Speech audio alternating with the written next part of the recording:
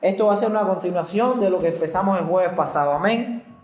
Hermano, el Salmo 45 es un salmo de amor, es un salmo de política también, porque habla de el rey, la figura del rey, y también es un salmo mesiánico, un cántico mesiánico. ¿Qué significa esto?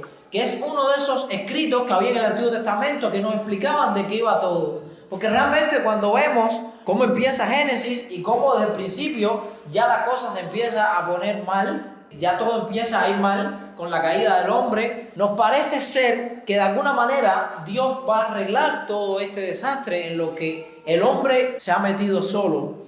Vemos muchos tipos, muchas ilustraciones que nos señalaban hacia el plan definitivo de Dios. Desde Génesis 3:15, donde Dios promete que de la simiente de la mujer se levantaría alguien que derrotaría a la simiente de la serpiente, hasta Malaquías, donde ya se puede ver claro la figura del Mesías príncipe que vendría. Hay todo un plan y una revelación progresiva de Dios que a través de un lenguaje simbólico, a veces un lenguaje literal. Por ejemplo, Isaías 53 es un lenguaje literal. Sin embargo, expresiones como las que encontramos en el Salmo 45 nos hablan a través de un lenguaje metafórico, figurado, un lenguaje ilustrativo, a través de una figura literal, que es el rey David, nos habla de un rey celestial. Porque dice que el reino no tendrá fin. Sin embargo, sabemos que el de David no duró mucho.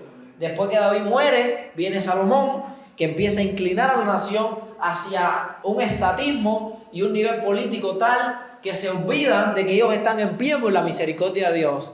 Que no estaba en la habilidad de David ser un gran guerrero, el que superaba a todos los hombres de Israel, decía la escritura, de los hombros hacia arriba, el que era grande, el que era visiblemente poderoso era el rey Saúl.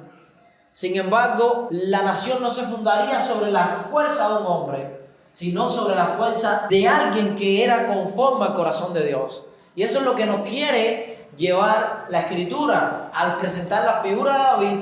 Y cuando le dice el Señor a Samuel, no miren lo hermoso de su parecer a los hermanos mayores de David, porque mira en dónde nos ha llevado la apariencia de lo que ven los ojos. Y es una de las primeras enseñanzas que podemos atesorar. No pongamos la vista en lo que el hombre ve.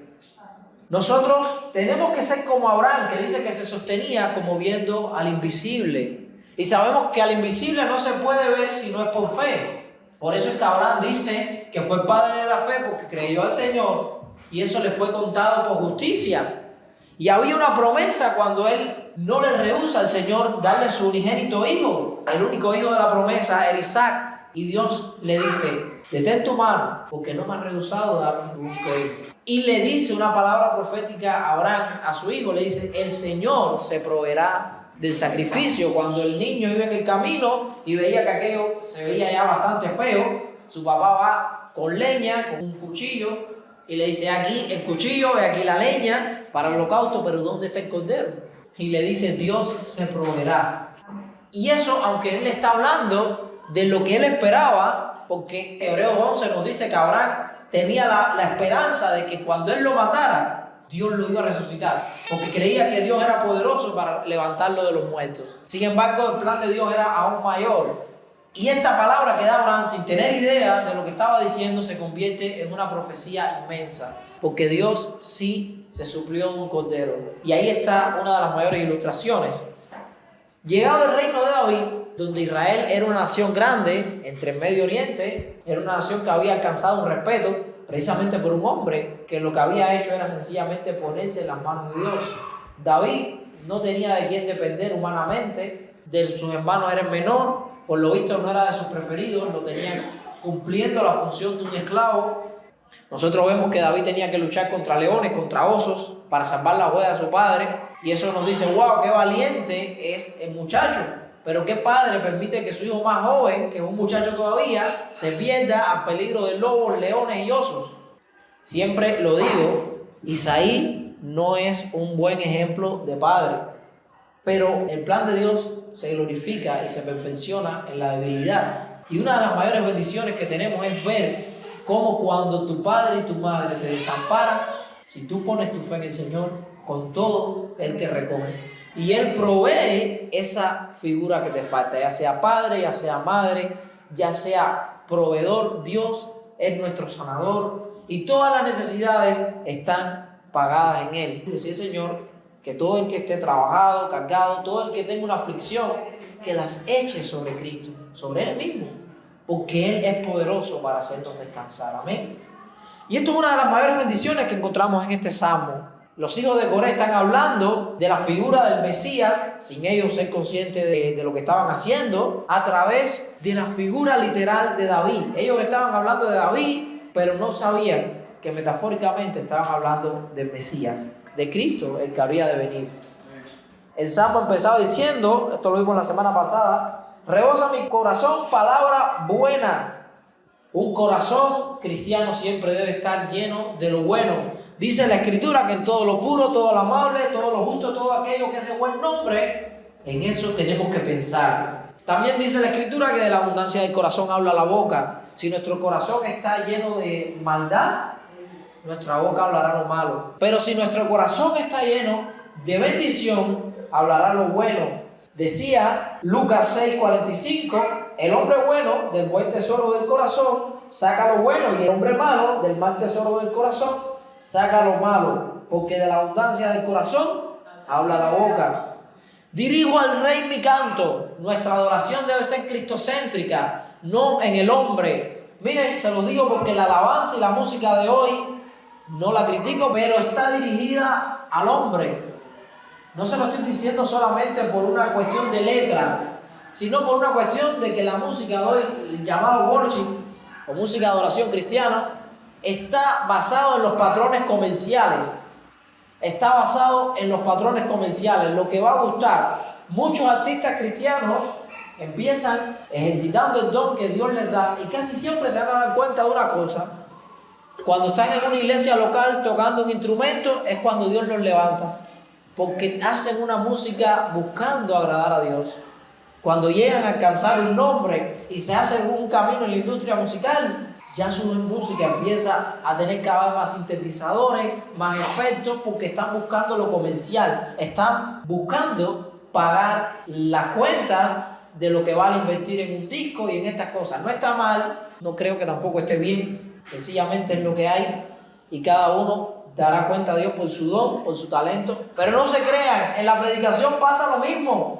Esto de estar constantemente diciendo a la gente: dile al que está a tu lado esto, ahora levántate, ahora haz esto, declara esto, haz lo otro. Eso es lo mismo, es seguir patrones comerciales. Entonces, si yo empiezo a alzar la voz y empiezo a buscar una voz, porque la palabra del Señor está en y cambian las voces, es sencillamente comercializar el Evangelio. Pero el Salmo nos enseña que nosotros estamos aquí, ya sea para alabar en la música, para alabar en la predicación o en lo que quiera que hagamos, para dirigir al Rey nuestro canto, para alabar a Dios, para poner a Dios en el centro. Debemos primeramente imaginar, cuando vamos a predicar, que Cristo va a estar sentado escuchando la predicación. Y allí no te va a importar si vinieron 2 o vinieron 2000. Siéntate en tu instrumento. Imagínate que Cristo está escuchando esa música. Y ahí no te va a importar si cuando usas estos efectos y estas frecuencias de sonido, eso crea este estado emotivo o induce este estado de ánimo, vas a alejarte de esta música psicodélica que hay ahora. Porque cuando pones al Rey en el centro de tu vida, entonces estás en el centro de la voluntad de Dios. Por eso dice: dirijo al Rey mi canto. Y podría estar pensando en David, pero también los hijos de Coré que escriben este salmo sabían que había un rey de reyes y un señor de señores. Y decía que su lengua a la hora de componer era como pluma de escribano, muy ligera. Sabemos que cuando hay un corazón motivado por Dios, fluye, la alabanza fluye. Eres el más hermoso de los hijos de los hombres. Y sabemos que ahí se está hablando de cara al Padre. De cara al hombre, dice que le veríamos sin hermosura, pero para que le deseamos, no por lo que vemos, sino por lo que él es. Recuerden que David no era lo mejor visiblemente para ser un rey. Ni Samuel, que lo iba a ungir, creía en él. Vio a los hermanos y dijo: seguramente alguno de estos grandes es el rey. Lo que no vio Samuel con hermosura, Dios lo ve con hermosura. Porque David era un hombre conforme al corazón de Dios y es lo que se necesita. ¿Quién era un líder más bueno, más visible que el mismo Sansón? Un hombre poderoso que aunque se levantara un ejército, 1000 filisteos mató a ese hombre con sus manos. 1000 hombres, 1 contra 1000, y venció. Y te digo que ni en los mejores tiempos de Sansón se puede comparar a David. Porque no está en la fuerza, no está en la valentía, sino en buscar y poner a Dios como la cosa más preciosa de tu ministerio, el honrarle a Él. Por eso es que decía que Jesús era el más hermoso de los hijos de los hombres, porque no puso Jesús la mira en lo que Él era, en ser Dios, sino que se despojó, se quitó de lo de Él para vestirnos. Jesús es el que ve al desnudo y se quita su ropa para ponérsela. Y eso fue lo que hizo Él con nosotros. Por eso es que el Padre dice que es el más hermoso de los hijos de los hombres. Porque como el segundo Adán, Él era hombre, un verdadero hombre, que tuvo tentaciones, fue tentado en todo, dice. Un dato muy curioso es que cuando vemos en Mateo capítulo 4, Lucas capítulo 4, también en Marcos 1 nos dice la tentación de Jesús en el desierto. Dice que cuando Él vence estas 3 tentaciones, no dice, y el diablo ya lo dejó por siempre. Si el diablo se alejó de Él por un tiempo. Dice la Escritura que Cristo fue tentado en todo. Por eso puede entender nuestras tentaciones. Y fue tentado como hombre. Sin embargo, fue obediente hasta la muerte. Y muerte de cruz. Filipenses 2. ¿Qué nos enseña esto? Que Él nos dio ejemplo para que nosotros andemos como Él anduvo. En ese sentido, cuando el Padre ve la obra del Hijo, que no estima el ser igual a Dios como cosa que aferrarse, cuando ve que en la condición de hombre, aún siendo verdadero hombre, se humilla más todavía, el Padre no puede verlo de otra manera, sino como el más hermoso de los hijos de los hombres. Y sigue el salmista retratando a Cristo sin saberlo. La gracia se derramó de tus labios. Estamos viendo la semana pasada que qué cosa sale de los labios de Cristo. Palabras de vida eterna. Pedro le decía, ¿y entonces a quién iremos? Cuando se iban los discípulos, Jesús le dice, ¿y ustedes también quieren ir? Y Pedro le dice, ¿y para dónde vamos a ir? Si solo tú tienes palabras de vida eterna. ¿Qué era lo que salía de los labios de Cristo? El evangelio de la paz. Era el evangelio lo que destilaba sus labios. Por eso es que dice que la gracia se derramó de sus labios. Dice Pablo, y los apóstoles dejaban claro, que por Moisés fue dada la ley, mas la gracia vino y la salvación por Jesucristo se derramó de tus labios. Por tanto, Dios te ha bendecido, no temporalmente, sino para siempre. Eso está muy claro cuando dice que le exaltó hasta los sumos y le dio el nombre que es sobre todo nombre. Ante el nombre de Cristo se ha de doblar toda rodilla de lo que está en los cielos, en la tierra y debajo de la tierra.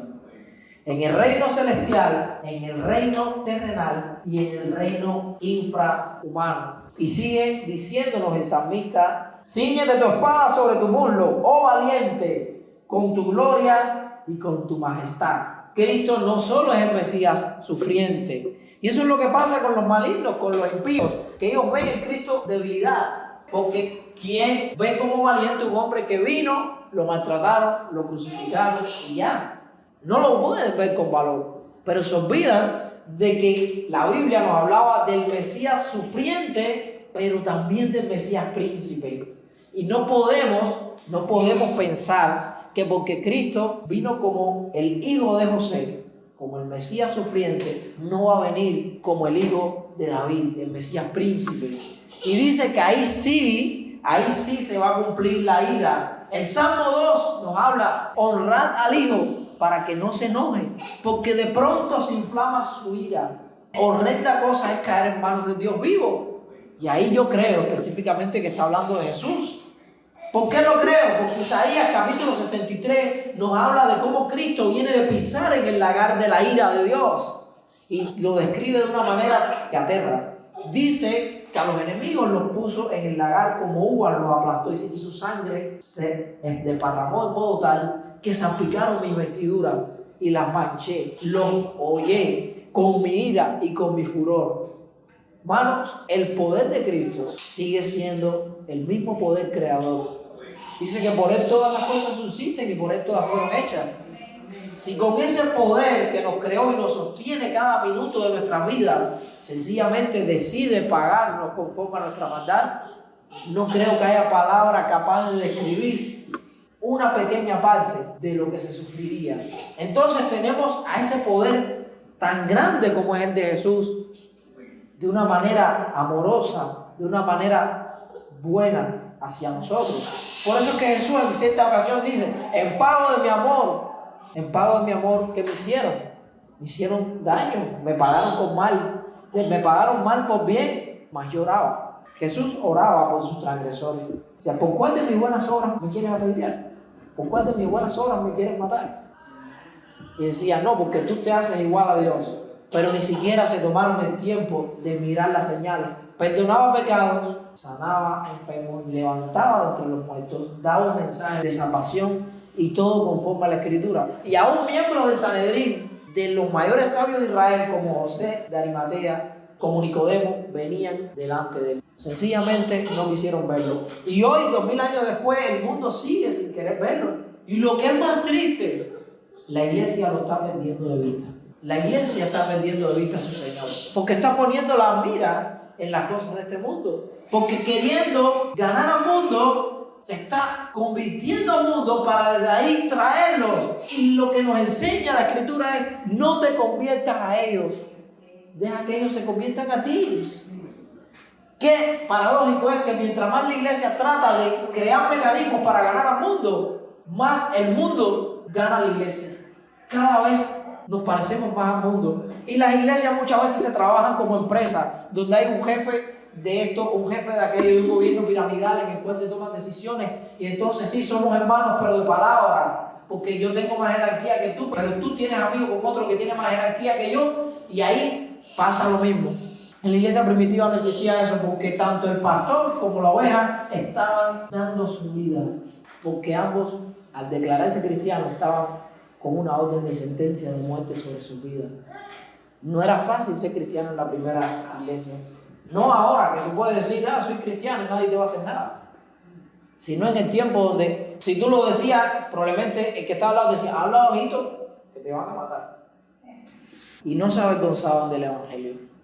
Las cosas han cambiado tanto y lamentablemente no han sido para bien. Mientras más teología dominamos, mientras más recursos tenemos hoy templos, tenemos sistemas, industria discográfica, evangelistas, canales de televisión, más nos parecemos al mundo. Y los escándalos que se ven en la iglesia son similares a los que se ven en el mundo. Los mismos pecados. Todo ha pasado porque por ganar al mundo nos hemos descuidado de nosotros. Por tal de cumplir la misión, descuidado la esencia de lo que somos. Qué paradójico, resulta que cuando la iglesia más se enfocaba en ser como Cristo, más el mundo se convertía. No en adornar el evangelio. Mira, vamos a dar esto y aquello. No estoy diciendo que las estrategias estén mal. Las estrategias no están mal. Lo que pasa es que tenemos que desarrollar la capacidad de ser estratégicos sin descuidar nuestra esencia. De ser estratégicos sin negar lo que somos, sin tener que comprometer la fe. Porque si no vamos a caer en lo que decía Maquiavelo, que el fin justifica los medios. Pero en Cristo no lo creemos. Para Cristo el fin y los medios son igualmente importantes. Y el Salmo sigue expresándonos, cíñete tu espada sobre el muslo, oh valiente. Nadie quiere ver al Hijo del Hombre como un valiente. ¿Por qué? Porque sencillamente fue alguien que vino y lo mataron. Pero cuando vean de verdad el poder de Cristo, cuando en su retorno venga con el poder y vean que realmente es a Dios, entonces vendrá el lloro y el crujir de dientes. Pero va a ser tarde. Va a ser tarde. ¿Y saben lo peor? Que dentro de la iglesia van a haber muchos también crujiendo dientes y llorando. Dice la Escritura que hay vírgenes sensatas y vírgenes insensatas. Y como siempre le repito, y no se lo repito porque me gusta ser molesto, sino porque quiero que tenga la iglesia esta alerta. Lo que dice la Escritura, que el amor se enfriaría, no era el mundo. El mundo no ama, el mundo no sabe lo que es el amor. En la iglesia, ¿quién ha recibido el amor del Padre? Dice, Dios es amor, y fuera de mí nada pueden hacer. Cuando tú unes esas dos verdades, que Dios es amor, y fuera de Cristo, de Él, no hay nada que podamos hacer, tenemos claro una conclusión. Fuera de Dios no hay amor. Pueden haber afectos naturales, instintos de conservación, pueden haber ciertos intereses, cierta gracia de Dios, lo que llamamos en teología la gracia común, pero amor no, porque el amor no espera nada a cambio. Dígame en el mundo quién ama, como dice Corintios 13. Le voy a decir, sí, para la iglesia es difícil. Para la iglesia es difícil. Ahora yo me pongo ahí con 1 Corintios 13 y voy a terminar pidiéndole perdón a Dios por todo lo que me falta. Y amo a Cristo. Imagínense para el mundo. Pero Cristo volverá como el Mesías príncipe, el Mesías rey. Y entonces, cuando le vean la espada sobre su muslo, como lo dice Apocalipsis, como lo dice el Salmo 45 que estamos leyendo, entonces las naciones temerán. Y el temor de Dios ya no será una idea, ya caerá sobre ellos y será de repente, como decía Jonathan Edwards en su sermón Pecadores Hermanos de Dios Airados. Este hombre, guiado por el Espíritu Santo, fue capaz de describir la ira de Dios en un tiempo donde la iglesia estaba bastante mal. El pecado se había mezclado tanto con la fe cristiana que este sermón Dios lo usó para despertar a la iglesia. Dicen que la gente se aguantaban de los bancos porque sentían que el piso se iba a abrir y iban a ir vivos al infierno. Imagínense que eso no es nada alrededor de lo que va a manifestarse la ira del Padre ese día. Así que, como dice la Biblia, gozaos con temblor. Dice, en tu gloria sé prosperado, cabalga sobre palabra de verdad. Aquí está hablando de la Biblia, decía Cristo, santifícalo en tu verdad, tu palabra es verdad. De humildad, ¿qué mayor humildad que la de Cristo? Cuando no estimó el ser igual a Dios, sino que vino a salvarnos. Y de justicia, qué bueno, ¿eh? Cuando nosotros hablamos de justicia, no podemos hablar de la propia, porque eso no existe. Dice el mismo profeta Isaías que es como trapo de inmundicia. Y ya hemos hablado mucho de lo que significaba eso, el eufemismo, ya lo hablamos. Es una forma linda de decir algo que si se dice tal y como es sería desagradable. Pero nuestra justicia es lo más repugnante que nos podamos imaginar delante de Dios. Así que nadie puede presentarse delante de Dios con su propia justicia, sino con los méritos de Cristo, revestidos de Cristo, revestidos de la armadura de Dios. Tus saetas agudas con que caerán pueblos debajo de ti, penetrarán en el corazón de los enemigos del rey. Y aquí yo creo que sigue hablando de un contenido grande, escatológico, de cuando venga el Mesías príncipe y todos tengan que postrarse ante el Rey de Reyes y Señor de Señores. Y las saetas de Dios están preparadas para destruir a sus enemigos. Y todo el mundo hoy en día le gusta hablar de un Dios de amor. Claro que sí, no te metes en ningún problema.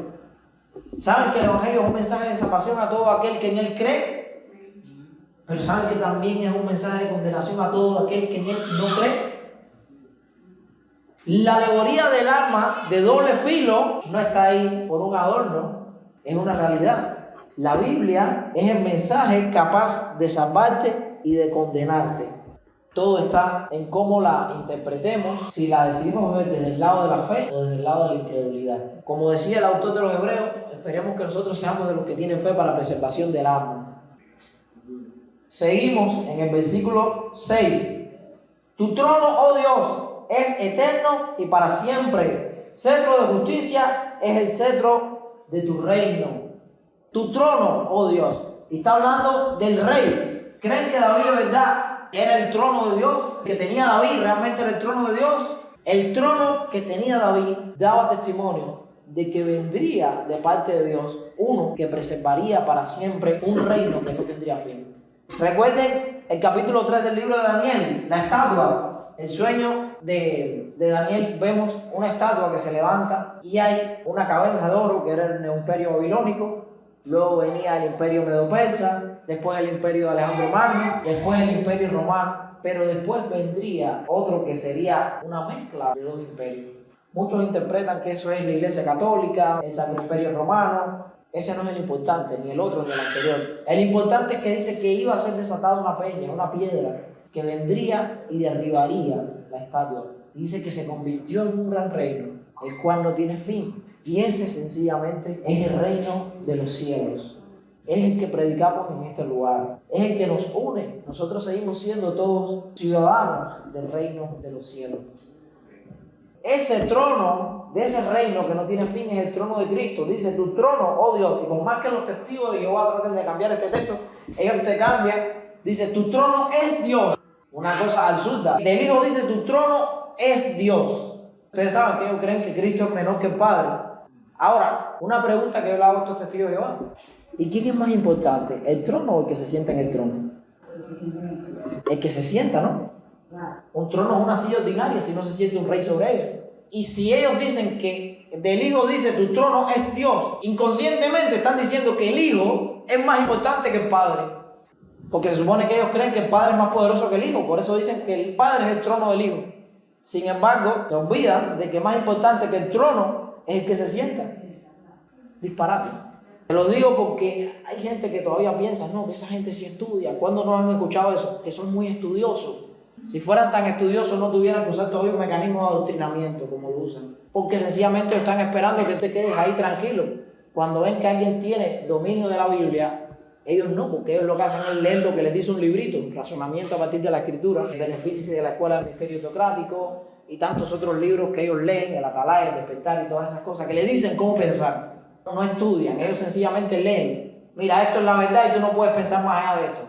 Ahora, para vergüenza también digo esto. Muchas instituciones cristianas y muchos seminarios teológicos funcionan igual.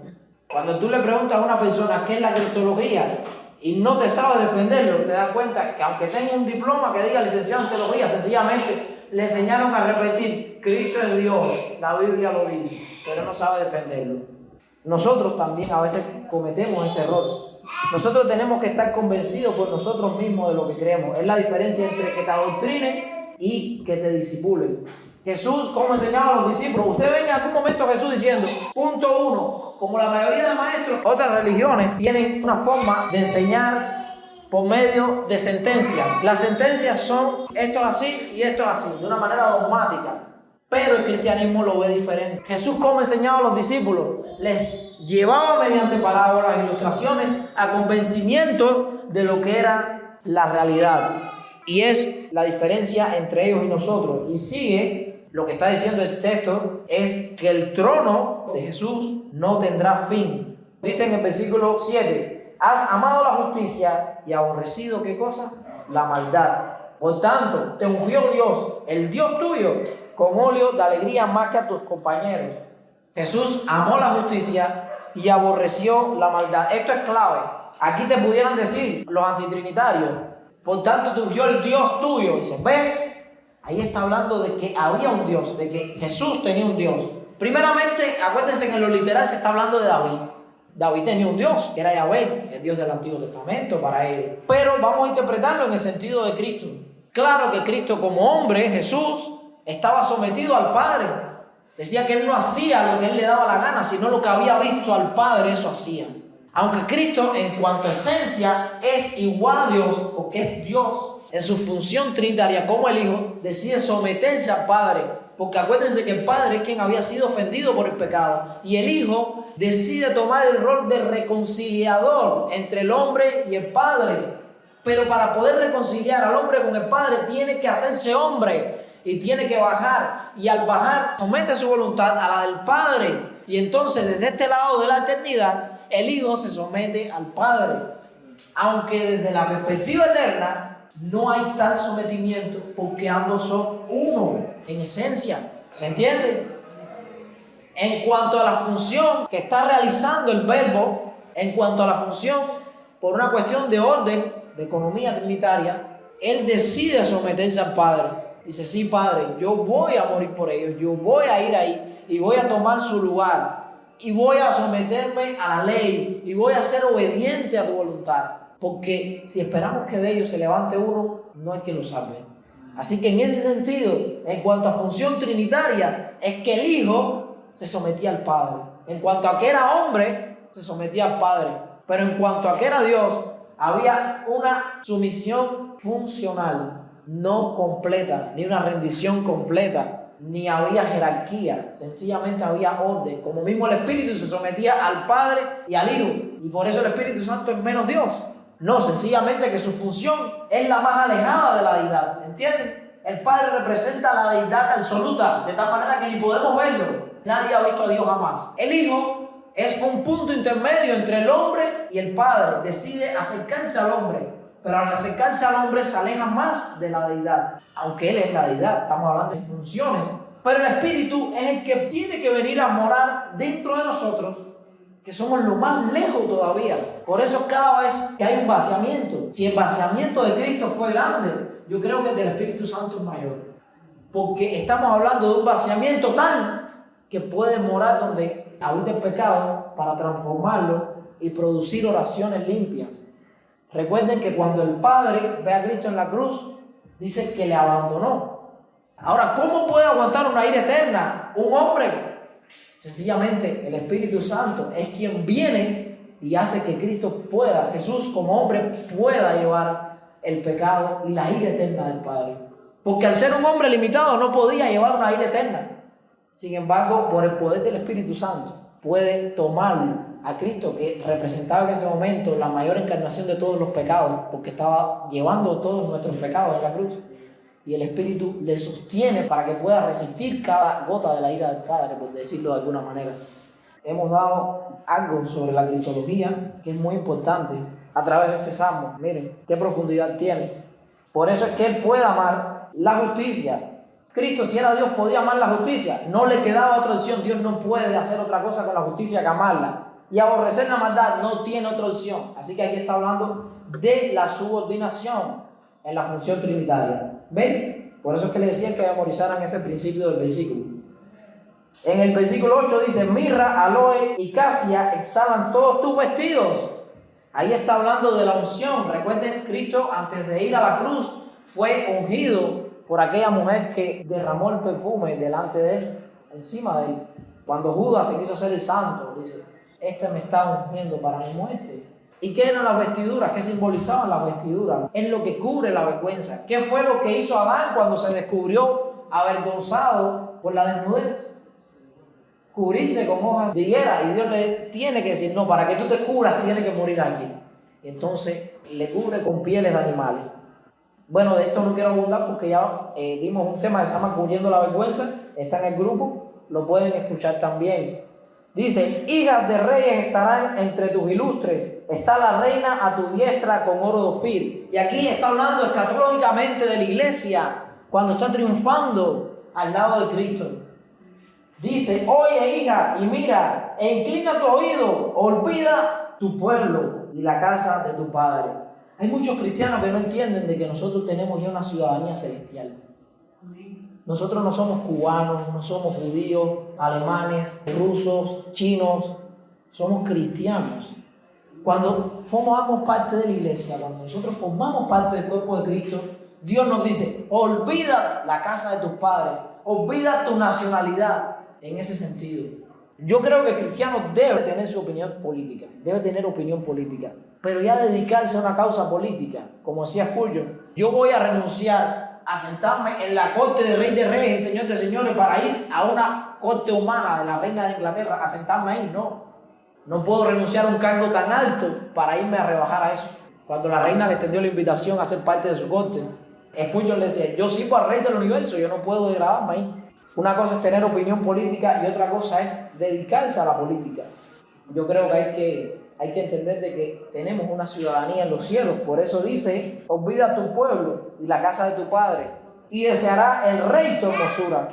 Porque cuando tú te quitas las cosas humanas y te empiezas a revestir de Cristo, entonces Dios te ve con más agrado. E inclínate a Él, porque es tu Señor.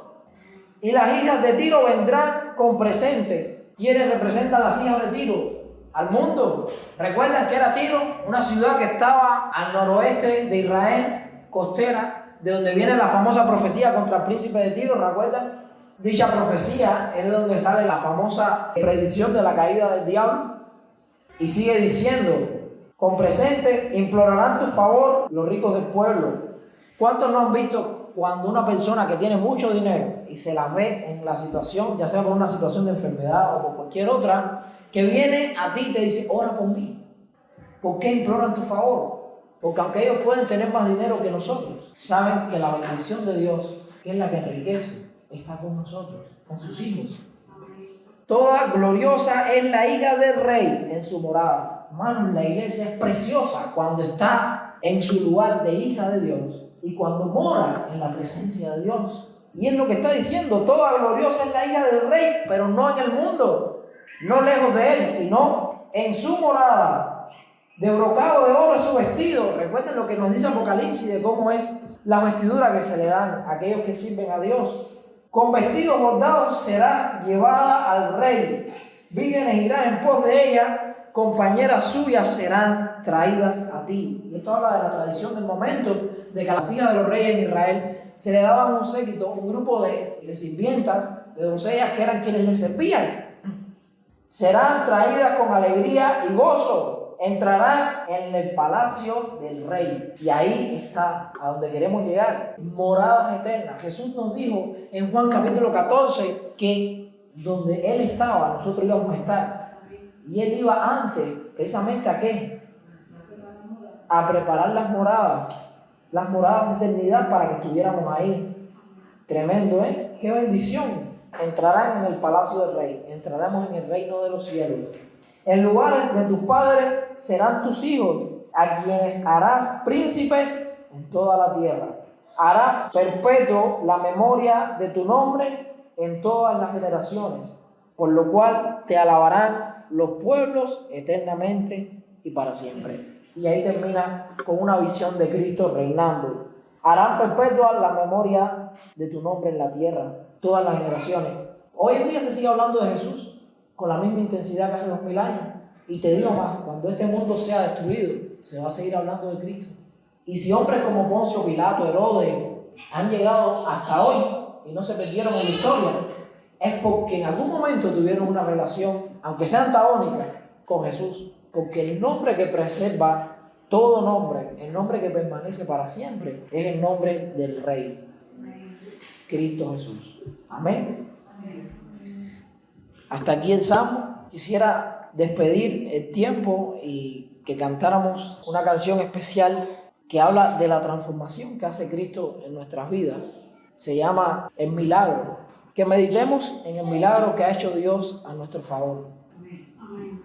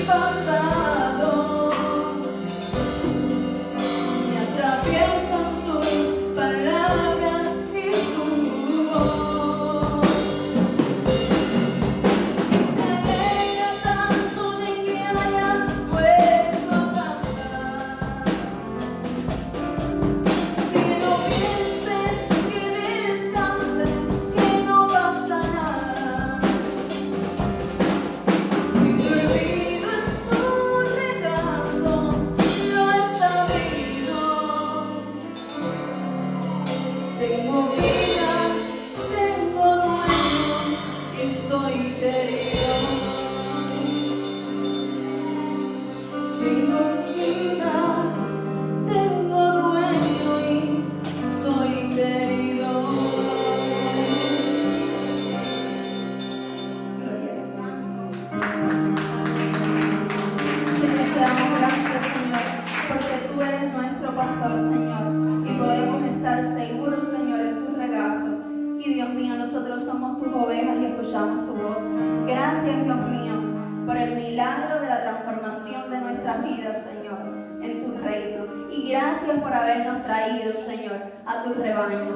En el nombre de Cristo Jesús.